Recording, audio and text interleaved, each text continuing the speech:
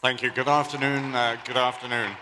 Ladies and gentlemen. So welcome to this very unique and interesting panel entitled Entrepreneurs, Crafting and Creating Businesses and Jobs. And we have a very interesting and diverse lineup of speakers with us for this panel. Our first speaker is going to be Chris Dercon, who is director of the world-renowned Tate Modem in London. Chris is Belgian by nationality, but has held director positions in Rotterdam and in Munich, and has a strong interest in the art of the Middle East and the Arab world, both ancient, modern, and contemporary. He curated an exhibit in 2010 entitled The Future of Tradition, The Tradition of Future, which looked back over 100 years of Islamic art and included a very wide variety of artists from the Arab world and the Islamic world. So Chris is going to start us off, and I'm going to invite him to the podium because he has a short presentation to get us underway. So Chris, please come forward. Thank you.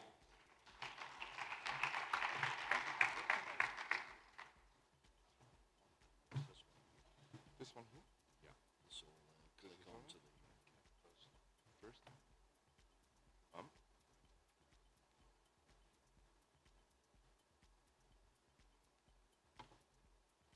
Okay.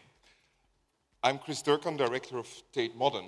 Tate Modem was launched in London in 2000, and I'm just going to tell you this about Tate Modem.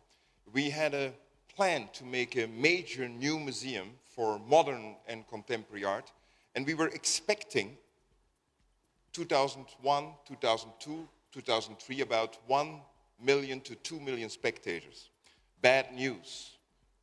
Already, after a couple of months, Tate was about to receive 5 million visitors to the new, incredibly growing museum in London. And of course, we are not the only ones, because there are many, many more incredibly growing art museums. Indeed, we are contributing in many different ways to local and international economical impact, to local and international economical growth.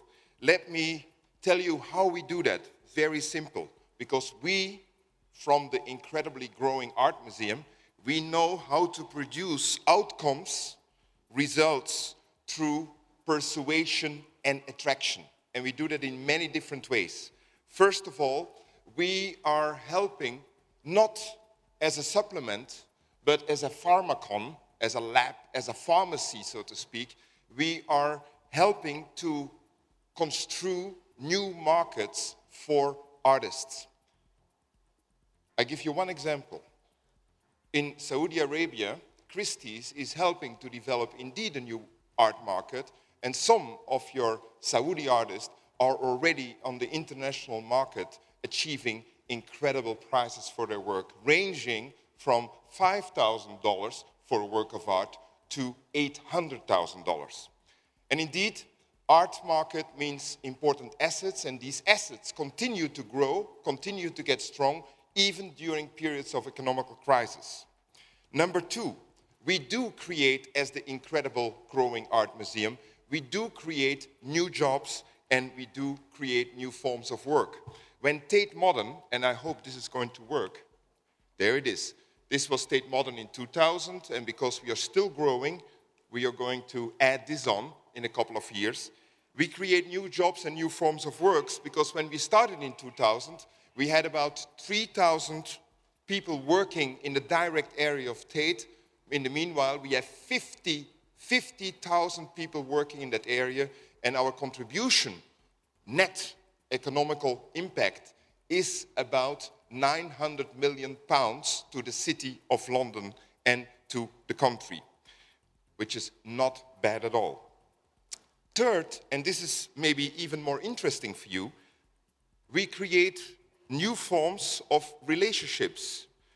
because many people ascribe the quality of one organization to the quality of another. We establish new relationships with companies. We think and talk about new forms of corporate social responsibility.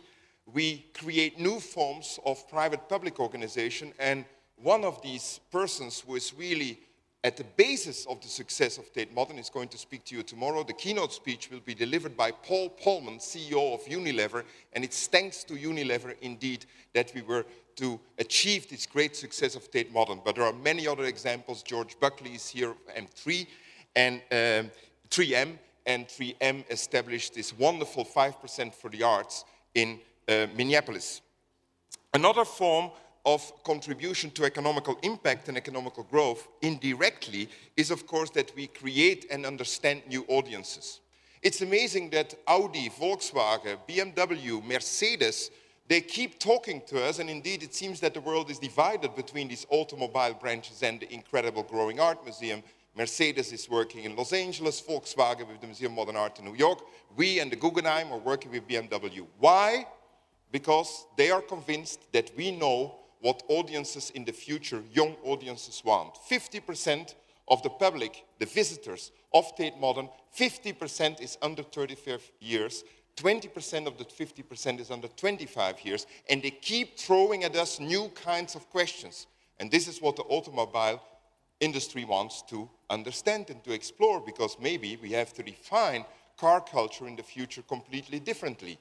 BMW, therefore, is not speaking about car manufacturing, but about mobility providing, and they speak about mobility providing and cars, making of cars, as a form of culture. 5, we create new forms of distribution of knowledge and new forms of knowledge. Many consultancy companies, like Boston Consultancy Company and others, they come to us and they offer pro bono to work with us to understand how to measure our success, to understand how to measure our contribution to social value and our contribution to the growth of civic imagination.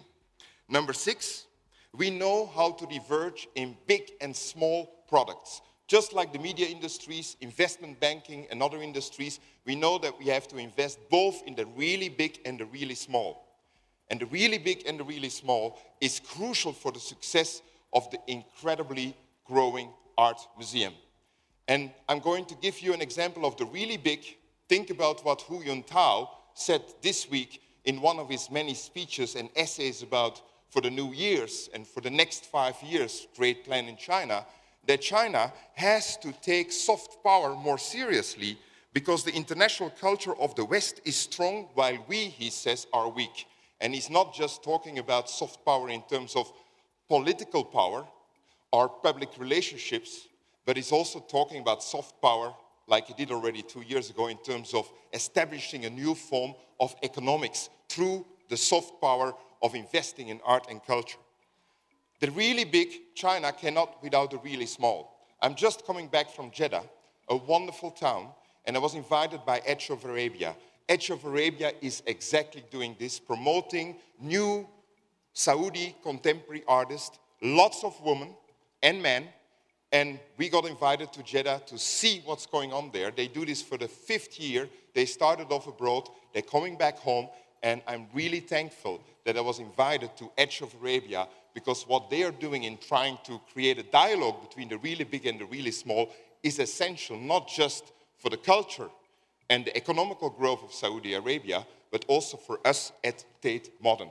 And therefore, I would like to finish with their book and their slogan of Edge of Arabia, indeed, we need to talk. Thank you very much.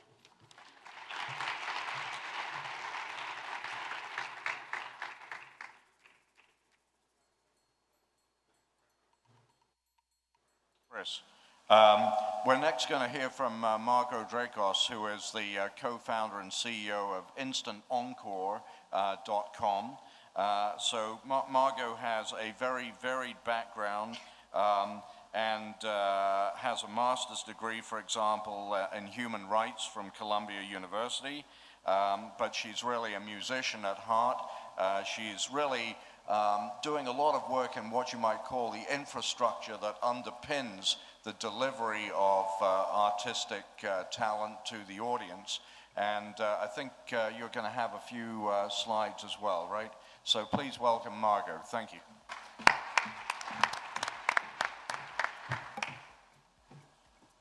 Thank you so much. Well, I thought it would be fun to sort of step back more at the 30,000-foot level and think about sort of what is an artist and why do the arts matter? Why do the performing arts matter, specifically in my case? And you know, I think something that is a fascinating thing to look back on is thinking about an artist as a steward of the past, bringing the past into the present, a witness, and an innovator. And so if I can, there we go. If you think about artists as historians in charge of preserving and sharing the culture of our past, preserving it and interpreting it, and sharing that into the present. And if you think of them as also as journalists, if you will, bearing witness to the present, interpreting that and cataloging it and interpreting it for future generations to come. And as entrepreneurs, as the Steve Jobs of the world, that they are innovators and leaders that will bring us into the future. So when you think about, I don't know if many of you have followed much of what's happened in the performing arts space, in the opera and symphonic world, in the Western world, as of late, there's been, you know, many performing arts organizations declaring bankruptcy and a lot of doom and gloom. And technology has enormously caused, you know, great disruptive change to the field, the media space, in a very spectacular manner. A lot of the traditional business models, a lot of the things that supported artists in the past have disintegrated.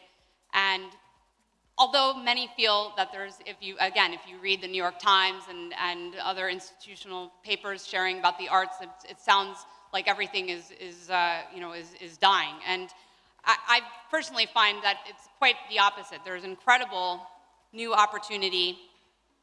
And part of that opportunity exists from the opportunity for the level playing field that has been discussed here today. Today, artists are able to compete in ways that were previously unimaginable. And there's a dispersed set of communities. There's a kind of a redistribution and, of community at large, and a redefinition of community, if you will. And so now you can have a Somali artist competing and starting their own YouTube channel and having, gaining millions of followers on their YouTube channel, just as a Grammy Award-winning, Jay-Z or Shakira or whoever could have previously unimaginable. So what I think about is when you look at how performing arts or the art world in the past, it was very much structured around a one-way street. You would come in, you would listen to something, you'd read something, you'd watch something, and you would go home. And it was a very passive experience. But today we're living in this age of participation, and people want to be engaged with the artists and the environment that they're a part of. They want to be able to connect with that individual or that experience. And so if you're looking at really sort of the long tail effect of one-off events, and so individuals want to be able to connect prior, during, or post an event, and they want to be able to be validated for their contributions to sharing their experience with their friends and with others. And this is opening an entire new way for the art world and the artists to be able to package themselves and share and connect with a global community. I thought it would be fun to share just a moment about a project that I've spent a great deal of time on the last year and a half. It culminated with an event in Sydney, Australia with Google and a host of others, Telstra and Hyundai. And it was where 101 musicians applied, well, actually, thousands of musicians auditioned online, submitted videos of themselves performing and playing certain repertoire, and competed on YouTube. And then 101 winners were selected from 33 countries and were flown to Sydney to perform at the Sydney Opera House. And it was quite an unbelievable experience. The concept was to really look at how do you engage all aspects of social media and really take a live event and turn it inside out, if you will, literally. So some of the things that were quite extraordinary, and ended up it was live streamed on mobile and on web and projected on the outside of the Sydney Opera House, sales, and there were 33.7 million people who watched the live event online. It was a #1 trending Twitter topic, hashtag topic for many hours. And another 2.8 million people watched on mobile phones, and for an average of 25 minutes, which was just, these were both the largest numbers to date in history. It was just incredible. And the stream transferred actually 422 terabytes of data, which is the equivalent of sending 145 million MP3 files, or about 43 years of viewing time in 24 hours. And another 141,000 people downloaded the app to watch on their phones during the event. And this is actually, I just thought, a fabulous picture of people that were watching outside of the Sydney Opera House in the harbor, watching on their phones and hearing the music through their phones of the live performance inside, while watching performance art footage by Obscura Digital projected onto the sails of the Opera House.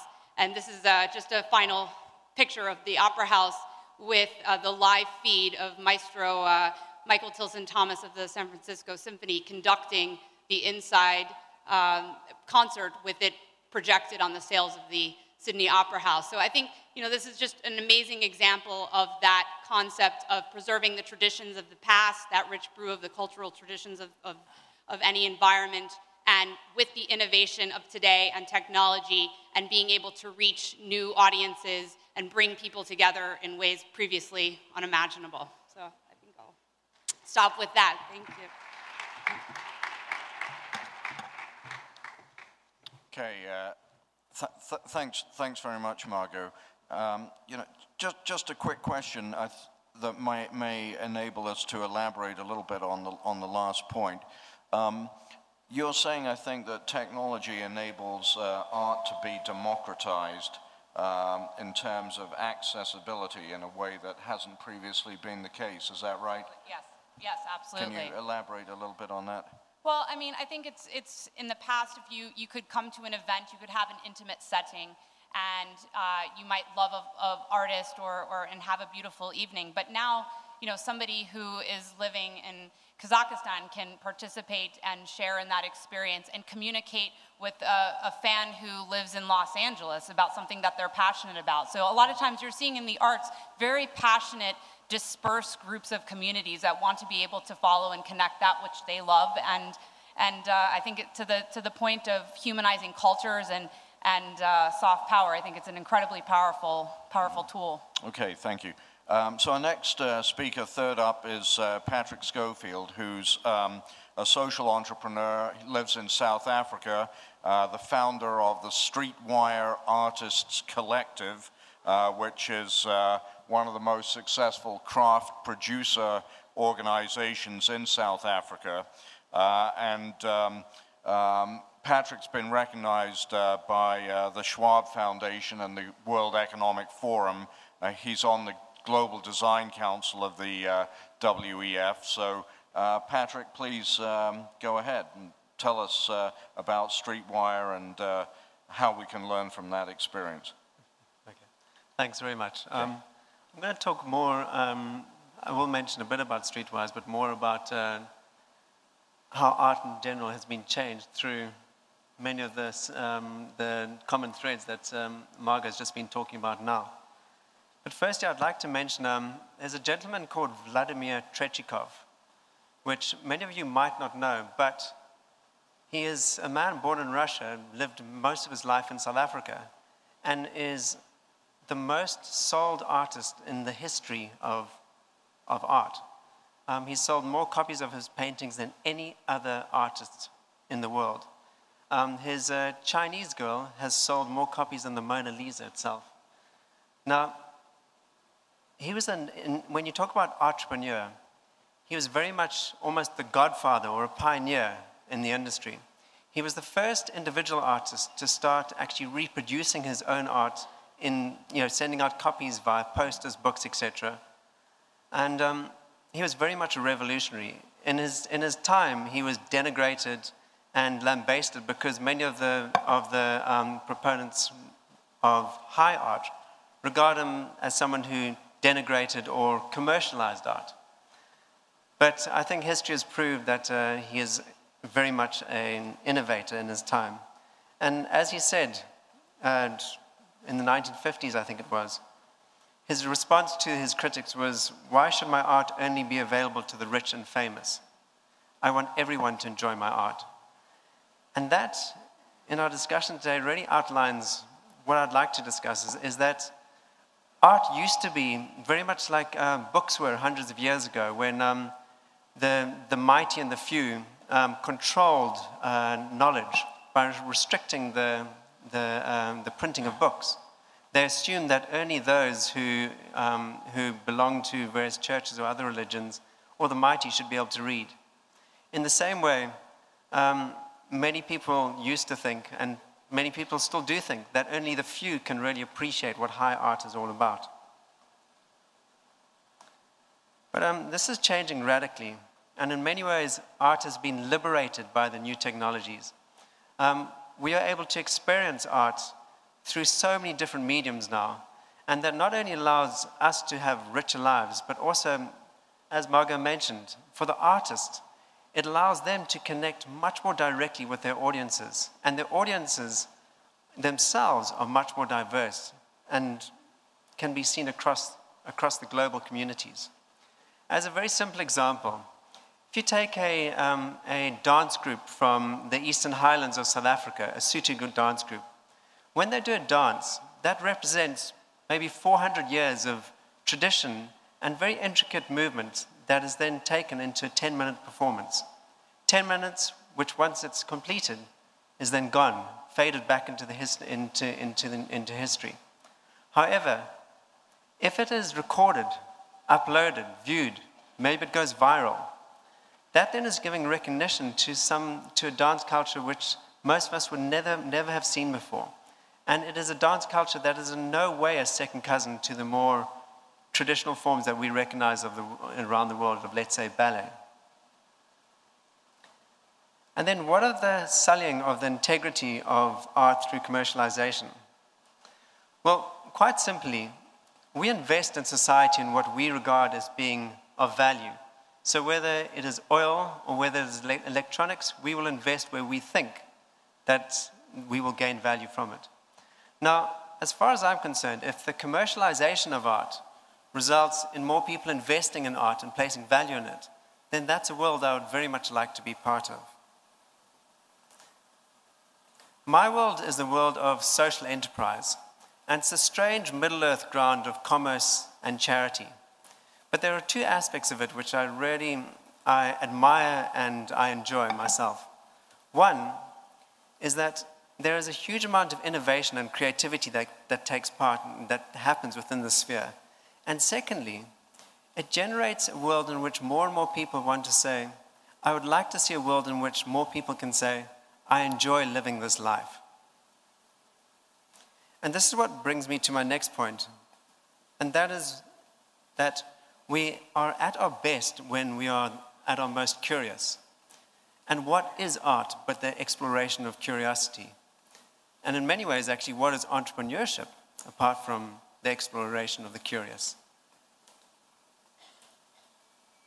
You might call it commercialization, but rather I would call it liberation. And that is what the new mediums of expression are all about, through the cloud, through the internet, through the web.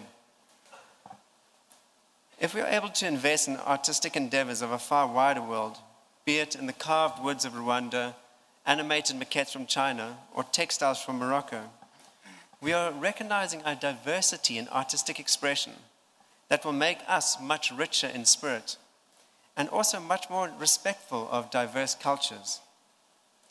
And in essence, entrepreneurship is the creative world's take on the economist E.F. Schumacher's idea that capitalism, that his philosophy is that capitalism is with a human face. But rather, we can talk about capitalism with a painted face. There is absolutely straight, pure profiteering to be had in entrepreneurship, as there has been in almost every industry. However, it is the emergence of the new virtual mediums with the ability to showcase and promote the work of the less known and developed world that is building a tidal wave of change that is already having significant impact in the art world. As I mentioned, the internet, the cloud, the web, leaves almost no industry untouched. But because the world of entrepreneurship focuses on people, that is why I believe commercialization should be encouraged. When we look at crowdsourced funding initiatives like Kiva or Kickstarter, they have enabled people to capitalize on their ideas without becoming indentured to financial institutions. Individuals, and so in the world of art, commercialization can create its own crowd producers of art. Individuals or commercial or small groups who through the cloud can speak directly to those who relate to their art. They can form their own communities that do not rely on the named galleries or traditional dealers of the world for their livelihoods.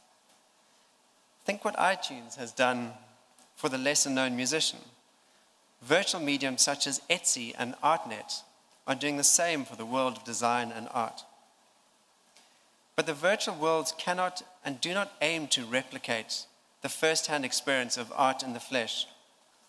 As was mentioned by Margot earlier, a dance performance is a wonderful thing to see, but many a dance performance can be visually so much richer with multiple camera angles, interviews with performers, and detailed replays. As the curiosity of artists envelops the virtual mediums, we have already seen how the visual, written, and spoken language is being changed to communicate with us as an audience. Vladimir Trechikov, through personally marketing and liberating his art from the gallery halls and museums of the world, ensured that the many who printed, marketed, and distributed his work could benefit, while the many who got to enjoy the beauty of his work because he utilized a medium that was accessible to a global audience.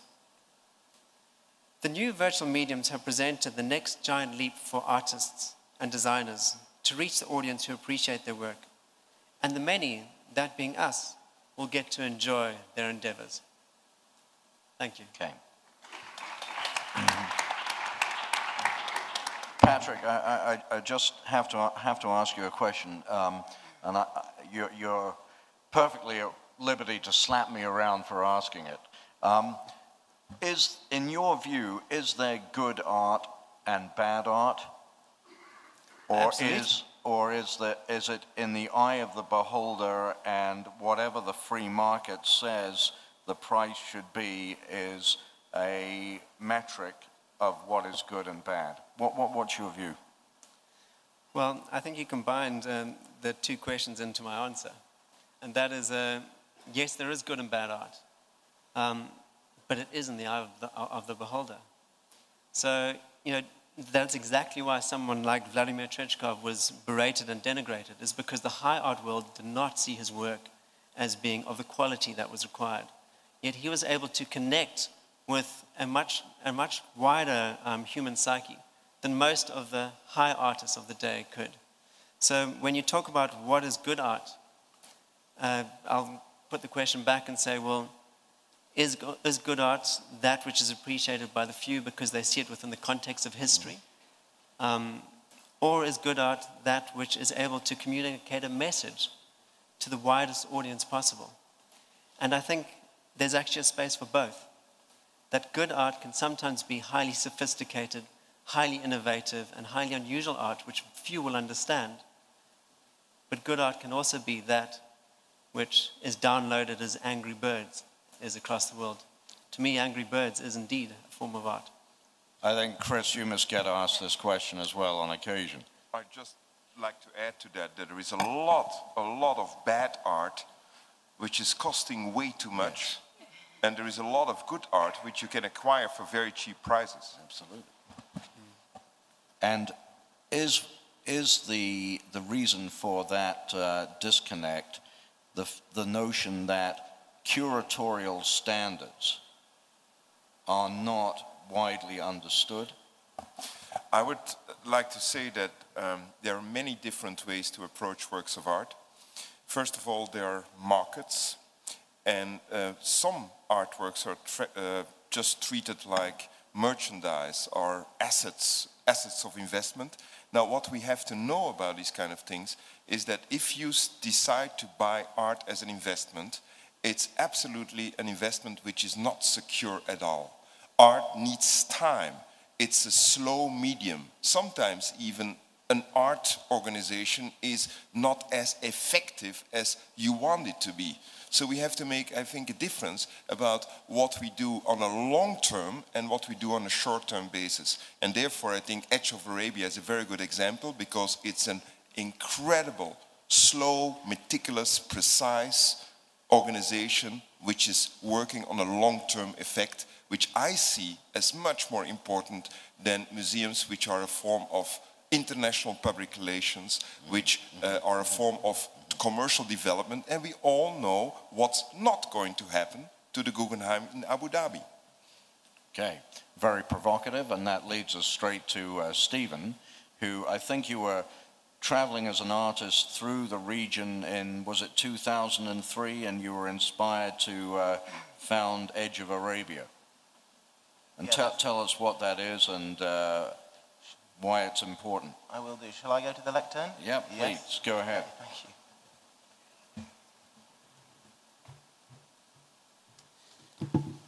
Salam alaikum. Thank you very much, John, and thank you very much, Chris. You've kind of set me up for a bit of a fall by plugging our exhibition in Jeddah and making us out to be perhaps something bigger than we actually are. I stand here quite humbly as part of a growing community of artists and creatives working in Saudi Arabia, both Saudi and international, who believe in the potential that Saudi Arabia has to develop a visual arts economy, essentially. And I think I'd like to focus my talk a little bit on that potential and to tell you the story about our project.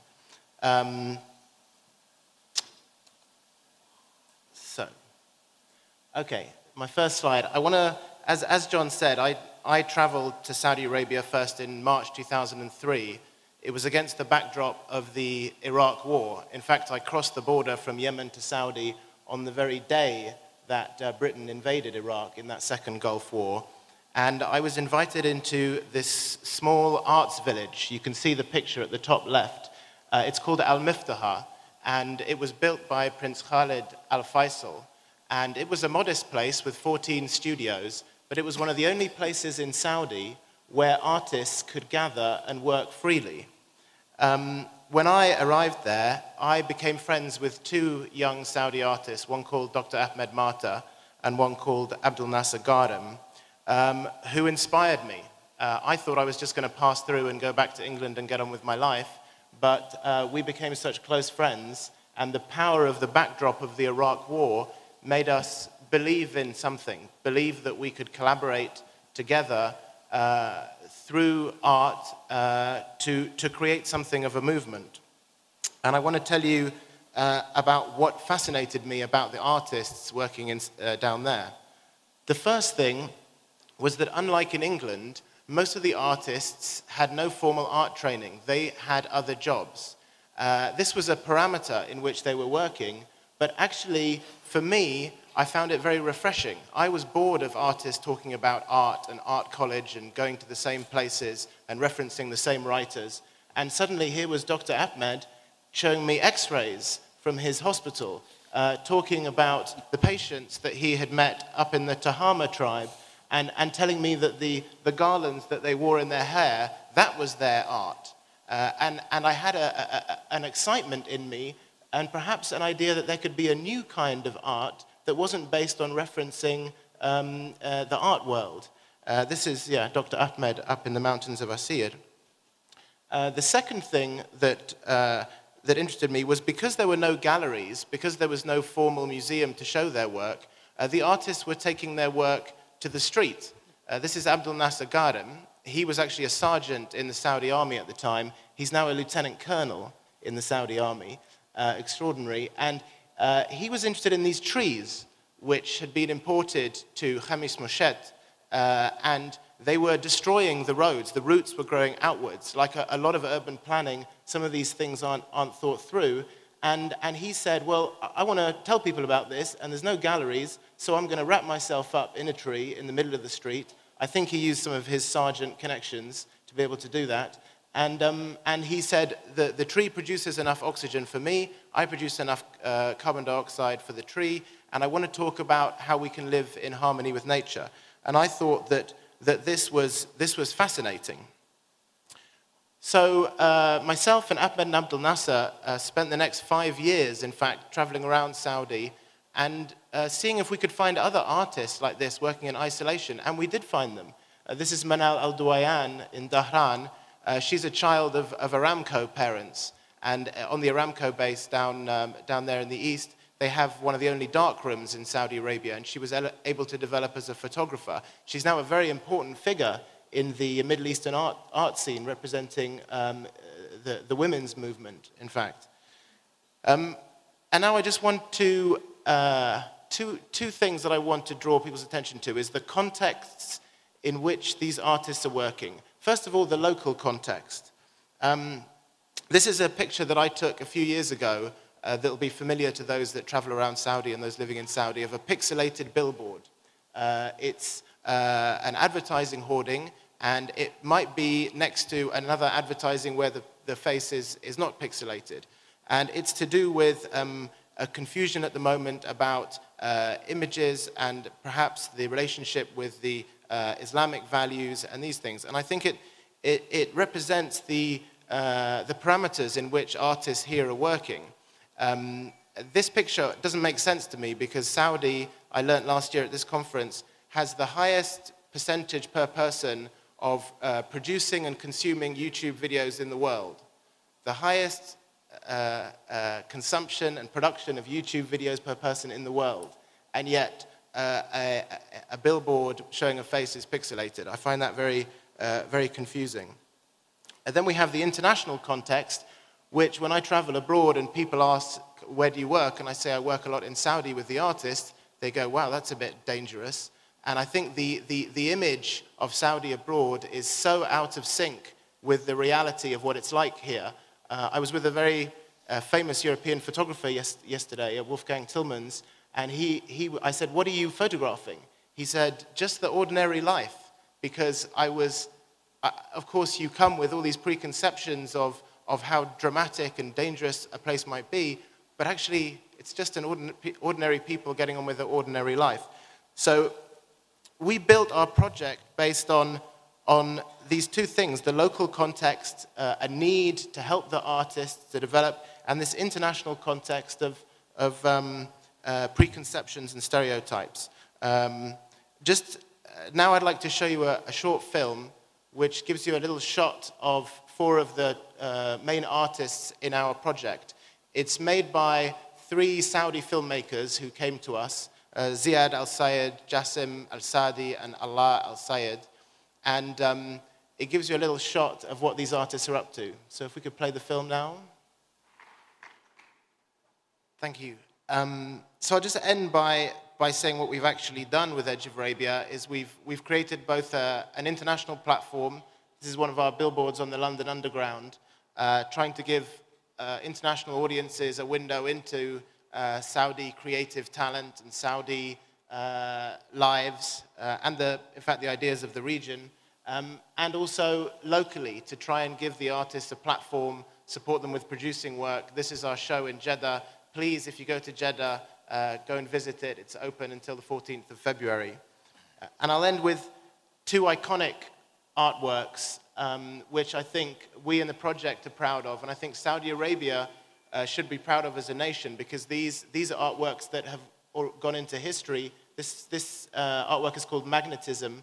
It's tiny, it's made with a little magnet and iron filings, and it represents, of course, the emotion, the feeling of going on Hajj around the Kaaba, and is based on the stories of the artist's parents, in fact. It's currently on show at the British Museum in one of the largest ever shows about the Hajj.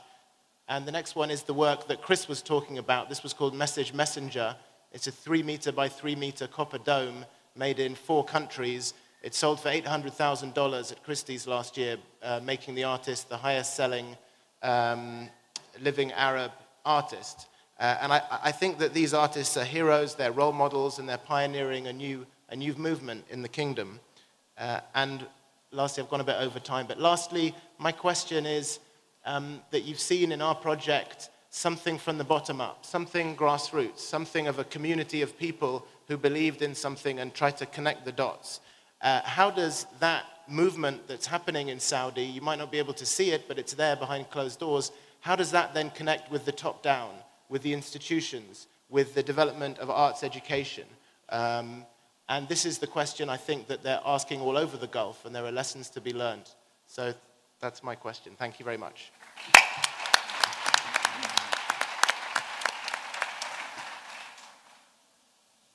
Stephen, thanks very much. Could you just spend 30 seconds on, say, 5 years from now, what will the Edge of Arabia be doing? How will you measure success? Yeah, I ask myself that all the time because it's a little bit out of my control in a way now because the community has spread and I don't see, it's a social enterprise, Edge of Arabia, so I see it as being owned by the community rather than being directed necessarily by a strategy.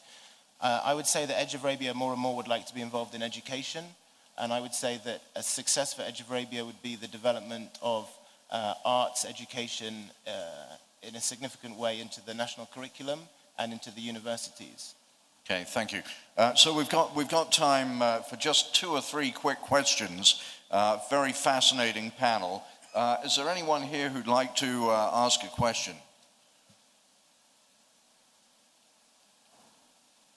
Anyone? I think there's someone in the ladies section. If you could please go ahead. Is there a microphone over there, please?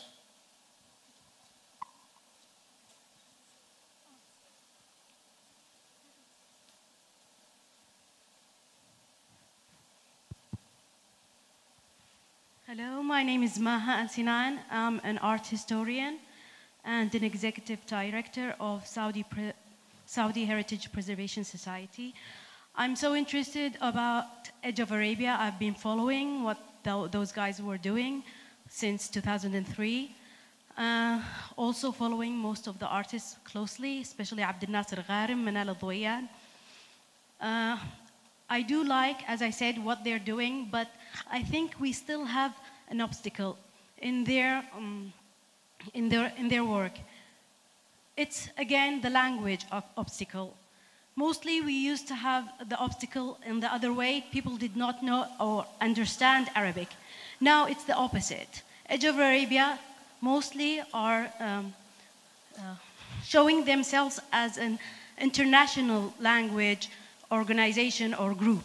So even if Westerners or non-Saudis understand what they're offering, but in Saudi Arabia, they do have yet a milestone to go further to be understood locally. Thank you. Okay. Stephen, it's a challenging question. It relates to the international aspect of what you're doing versus something that is totally localized. Yeah, there's room for both, I'm sure, but how do you reconcile them?